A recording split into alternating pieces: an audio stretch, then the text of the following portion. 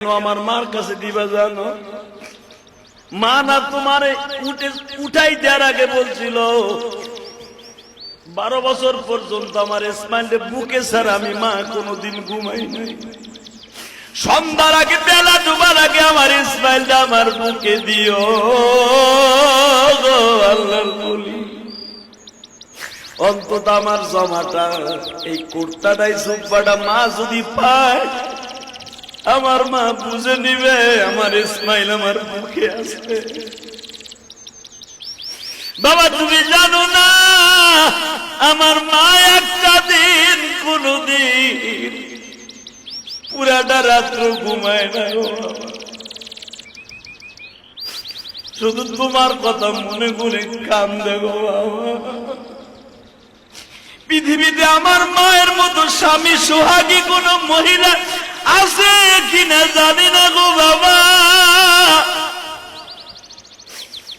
এই শর্তের মধ্যে আর একটা কথা, এখন আপনারা কানবেন, বাবা তুমি তো আমার এই হাত দিয়ে জবাই দিবা, কয় হ্যাঁ তোমার হাত দুইটা আমার গালের সাথে লাগাইলাম।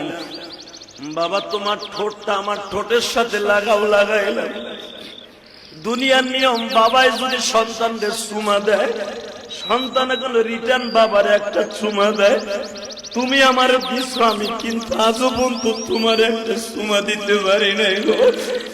দুনিয়া ছাড়ার আগে আমি আমার বাবার ঠোঁটে একটা চুমা দিয়ে গেলাম।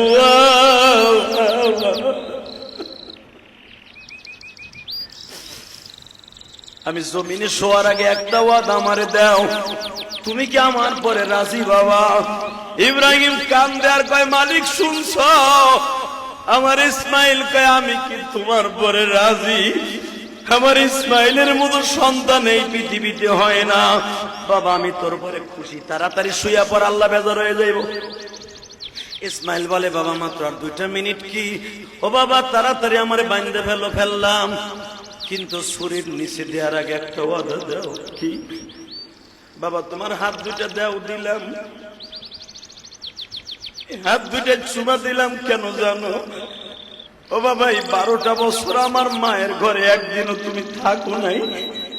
আমি তো শরীর নিচে যাব, শরীর নিচে যাওয়ার আগে তুমি একটা ওয়াদা দাও, আমার মা কোনোদিন একা ঘুমায় নাই আমারে বুকে ছাড়া। আমি মরে যাওয়ার পরে তুমি আমার মাকে একা রাখবা না, তুমি আমার মায়ের ঘরে ঘুমাই।